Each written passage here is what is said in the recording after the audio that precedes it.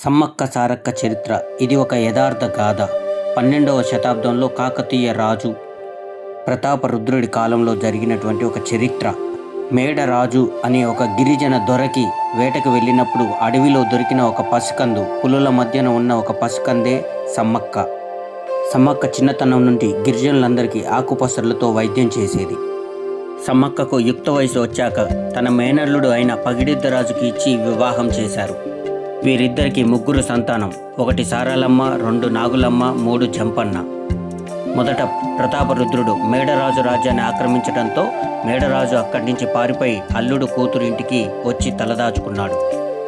పగిడిద్దరాజు కాకతీయ రాజులకి సామంతరాజుగా ఉండేవాడు. కాకతీయ రాజులు కప్పం కట్టమని కబురు చేశారు. విపరీతమైన కరువులో కప్పం కట్టలేని పరిస్థితి ఉంది అని చెప్పి పగిడిద్దరాజు తెలియజేశాడు. దీంతో కోపంతో ప్రతాపరుద్రుడు యుద్ధానికి వచ్చాడు.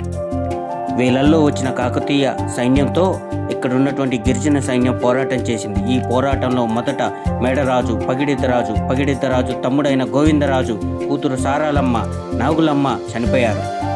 కొడుకు జంపన్న కూడా తీవ్ర గాయాలతో సంపంగి వాగులో దూకేశాడు. ఓటమిని ఒప్పుకోకుండా సమ్మక్క విపరీతమైనటువంటి పోరాటం, ఒంటరి పోరాటమే చేసింది అని చెప్పాలి. సమ్మక్క చేస్తున్న పోరాటానికి కాకతీయులే ఔరా అనిపించుకున్నారు. ఆ సమయంలో ఒక కాకతీయ సైనికుడు వెన్నుపోటు పొడవడం జరిగింది సమ్మక్కని. వెన్నుపోటు గాయంతో సమ్మక్క అక్కడి నుంచి చిలకలగుట్ట వైపు ప్రయాణం సాగించింది. చిలకలగుట్ట పైకి వెళ్ళిపోయింది. సమ్మక్క జాడను వెతుక్కుంటూ గిరిజనులు అక్కడికి వెళ్ళి మొత్తం వెతికారు. ఎక్కడా సమ్మక్క దొరకలేదు. సమ్మక్క మాయమైపోయింది. ఒక నెమలి నార చెట్టు కింద పసుపు కుంకుమల బర్రెలుగా అక్కడున్నటువంటి గిరిజనులకి ప్రత్యక్షమైంది పుట్ట మీద. ఆ యుద్ధం జరిగిన రోజు మాఘశుద్ధ పౌర్ణమి. అప్పటి నుంచి ప్రతి 2 సంవత్సరాలకోసారి మాఘశుద్ధ పౌర్ణమి నాడు సమ్మక్క తల్లిని కొలుచుకుంటూ ఒక జాతరగా గిరిజనులందరూ చేసుకుంటూ వస్తున్నారు. అప్పటి నుంచి విరోచితమైనటువంటి పోరాటం చేసినటువంటి సమ్మక్కని ఒక దేవతగా గిరిజనులందరూ కొలుచుకుంటూ వస్తున్నారు. ఒకప్పుడు ఒక గిరిజనులు మాత్రమే కొలుచుకునే ఈ దేవతని ఈరోజు దేశవ్యాప్తంగా దాదాపు 10 రాష్ట్రాల నుంచి అనేక మంది భక్తులు సమ్మక్క సారక్క జాతరకు వస్తూ ఉన్నారు. కోట్లాది మంది జాతరకు వస్తూ ఉన్నారు. పేద ప్రజల కోసమై, గిరిజనుల కోసమై పోరాటం చేసిన సమ్మక్క సారక్క, పగిడిద్దరాజు, గోవిందరాజుల్ని దేవుళ్ళుగా అప్పటి నుంచి ఇప్పటి వరకు గిరిజనులు, ప్రజలు, జనాలు కొలుస్తూనే ఉన్నారు. ప్రజల నుంచి వచ్చిన నిజమైన దేవుళ్ళు, దేవతలు సమ్మక్క సారక్కలు. 800 ఏళ్ల క్రితం జరిగిన ఒక యథార్థ గాథ, గొప్ప చరిత్ర సమ్మక్క సారక్క పగిడిద్దరాజులది. ఇటువంటి చరిత్రని తెలుసుకోవడం అత్యంత అవసరం ఇప్పుడున్నటువంటి సమాజానికి అని తెలియజేస్తూ నెక్స్ట్ జాతర విశేషాలు తెలుసుకుందాం. ఫ్రెండ్స్, రీసెంట్గా నేను మేడారం వెళ్ళి రావడం జరిగింది. ఒకసారి మేడారం జాతర విశేషాలని మనం తెలుసుకుందాం. 1940కి ముందు మేడారం జాతర అంటే చిలకలగుట్ట అడవిలోనే గిరిజనులందరూ గుట్టపైకి వెళ్ళి పూజలు జరుపుకొని వచ్చేవారు. 1940 నుంచి గుట్ట మీద నుంచి కిందికి వచ్చి మేడారం గ్రామంలో కొలువు చేసుకొని అక్కడ వాళ్ళు దర్శనం చేసుకొని అక్కడ పూజలు చేయడం మొదలుపెట్టారు. ములుగు జిల్లా తాడ్వాయి మండలం మేడారం గ్రామం. ఈ గ్రామంలో కొలువై ఉన్నటువంటి దేవతలు సమ్మక్క సారక్కలు. 1955లో గణాంకాల ప్రకారం 2000 మందితో జాతర జరిగితే ఆ జాతరలో దాదాపు 1500 మంది కోయ జాతికి చెందిన వాళ్ళు ఉంటే వేరే వాళ్ళు 500 మంది మాత్రమే ఉన్నారు. మరి అదే గణాంకాల ప్రకారం 2024లో దాదాపు 1.3 కోట్ల మంది దర్శనం చేసుకుంటే అందులో 2% మంది మాత్రమే కోయవాళ్ళు. అంటే ఒకప్పుడు కోయ దేవతలుగా ఉన్న సమ్మక్క సారక్కలు ఈరోజు సకల జనులకి కూడా దేవతలుగా అయ్యారు అంటే ఆశ్చర్యపోవాల్సిన అవసరం లేదు. దాదాపు భారతదేశం ఉన్నటువంటి 5-6 రాష్ట్రాల నుంచి ఇక్కడికి పెద్ద ఎత్తున లక్షలాదిగా జనం వస్తూ ఉంటారు. ఒడిస్సా నుంచి, ఛత్తీస్గఢ్ నుంచి, జార్ఖండ్ నుంచి, మహారాష్ట్ర, మధ్యప్రదేశ్ నుంచి, ఆంధ్రప్రదేశ్ నుంచి, తెలంగాణ నుంచి ప్రతి ఒక్కరు కూడా ఈ జాతర చూడాలి అన్నట్టుగా వస్తారు. దాదాపుగా మీరు భారతదేశంలో కుంభమేళా తర్వాత అత్యంత ఎక్కువగా పెద్ద జాతర తెలంగాణలో మేడారంలో జరుగుతున్నటువంటి జాతర.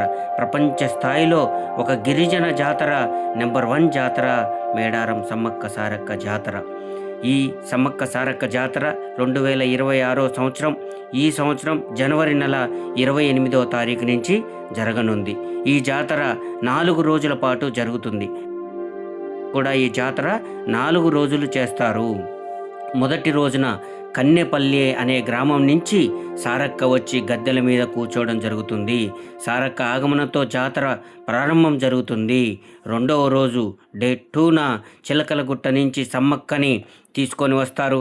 కలెక్టర్ గారు, మంత్రులు అందరూ కూడా సమ్మక్క యొక్క స్వాగతం పలకడం కోసం వేలాది మంది, లక్షలాది మంది ప్రజలు ఆ దారి పొడుగుతున్న చిలకలగుట్ట నుంచి గద్దెల వరకు కొన్ని కోట్ల మంది ప్రజలు మొక్కుతూ ఎదురు చూస్తూ ఉంటారు సమ్మక్క దర్శనం కోసం.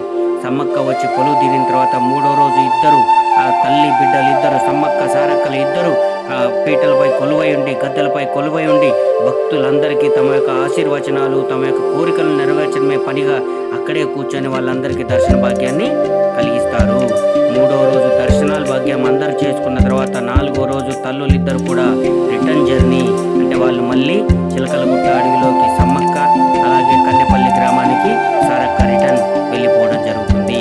అక్కడికి వెళ్ళినటువంటి ప్రజలు అందరూ కూడా జంపన్న వాగులో స్నానాలు చేస్తూ ఉంటారు. జంపన్న వాగులో తలనీలాలు ఇవ్వడం కూడా ఆనవాయితీగా వస్తుంది. కొన్ని లక్షల మంది ఒకే చోట తలనీలాలు ఇచ్చేటువంటి ప్రాంతం. ఒక రకంగా చెప్పాలంటే తిరుపతి తర్వాత అంత ఎక్కువగా తలనీలాలు ఇచ్చేటువంటి ప్రాంతం మేడారం జాతర అని చెప్పవచ్చు. మేడారం జాతరలో కొన్ని లక్షల మంది ఒక 3-4 రోజుల్లోనే దాదాపు లక్షల మంది అక్కడ తలనీలాలు ఇచ్చుకోవడం జరుగుతుంది. కొన్ని లక్షల మంది తమ ఎత్తు, అంటే వారి ఎంత బరువు ఉంటే అంత బరువు ఉన్నటువంటి బంగారం, అంటే బెల్లం, బంగారంగా మాట్లాడతారు. బెల్లం అని ఇక్కడ ఎవరు అనరు. సమ్మక్క జాతరలో బంగారం అని అంటారు. తమ ఎత్తు బంగారాన్ని వారు అక్కడ దేవత ముందు జోకి అక్కడ ఇచ్చేసి దర్శనం చేసుకుంటారు అందరూ. ఆ యొక్క బెల్లాన్ని ఈ సమ్మక్క తల్లి ప్రసాదంగా తెచ్చుకొని గ్రామాల్లో ఊళ్ళలో అందరూ కూడా పంచుకోవడం జరుగుతుంది. 4 రోజుల పాటు జరిగే ఈ జాతర అత్యంత అమోఘం, రమణీయం, కనువిందు, వినుల విందు అన్నిటిగా చేస్తుంది. ఇక్కడ చేసేటువంటి అసలు రకరకాల పోయేదొరల యొక్క విన్యాసాలు అద్భుతం, అమోఘంగా ఉంటాయి. అక్కడ వాళ్ళందరికీ తల్లి పూనకం రూపంలో కూడా చాలా మందికి వస్తుంది. అక్కడ వాళ్ళు అనేక మంది పోయే జాతరకు చెందినటువంటి వస్తువులని అక్కడ ఉన్నటువంటి వాటన్నిటిని కూడా అక్కడ అనేక మంది షాపులలో పెట్టి అమ్ముకుంటూ ఉంటారు. ఒక్కరోజు కాదు, ప్రతి ఒక్కరూ కుటుంబంతో సహా, భార్య పిల్లలతో సహా అక్కడికి వెళ్ళి 4 రోజులు అక్కడే డేరాలు వేసుకొని చెట్లల్లో అడవిలో వండుకొని, కట్టెలు వేసుకొని వండుకొని తిని అక్కడే ఉంటారు. ఈ అడవిలో ఆ చెట్ల మధ్యలో కట్టెపుల్లలు ఏరుకొని ఒక పొయ్యిలు పెట్టుకొని యాటలు కోసుకొని, కోళ్ళు కోసుకొని అక్కడే వండుకొని తిని 4 రోజులు అక్కడే కలిపి వస్తూ ఉంటారు. ప్రతిసారి మిస్ అవ్వకుండా వెళ్ళే వాళ్ళు అనేక మంది. ఈ సంవత్సరం ఫ్రెండ్స్, సీఎం రేవంత్ రెడ్డి గారు, పొంగులేటి శ్రీనివాస్ రెడ్డి గారు, మంత్రి సీతక్క గారు, మంత్రి కొండ సురేఖ గారు అత్యంత శ్రద్ధ పెట్టి ఈ గుడిని అత్యంత గొప్పగా డెవలప్ చేస్తున్నారు. టీటీడీకి మించిన విధంగా యాదాద్రికి, భద్రాద్రికి ఏమాత్రం తీసిపోని విధంగా ఈ గుడిని తీర్చిదిద్దుతున్నారు. అంటే అతిశయోక్తి కాదు, ఎందుకంటే రీసెంట్గా మేము వెళ్ళి చూసాం కాబట్టి చెప్తున్నాను. అత్యంత అందంగా, అత్యంత సుందరంగా కోట్ల రూపాయల పెట్టుబడితో ఈసారి జాతరలో ఉండే విధంగా ఆ గుడిని తీర్చిదిద్దుతున్నారు. కాబట్టి ఫ్రెండ్స్, ఏమాత్రం అవకాశం ఉన్నా కుటుంబ సమేతంగా మీరందరూ కూడా వెళ్ళండి. జాతరలో అమ్మవారిని దర్శనం చేసుకోండి. అమ్మవారి యొక్క భక్తికి ప్రసన్నులు కావండి. మీ యొక్క కోరికలన్నీ అమ్మవారు తీర్చాలని మనస్ఫూర్తిగా కోరుకుంటూ జై సమ్మక్క, జై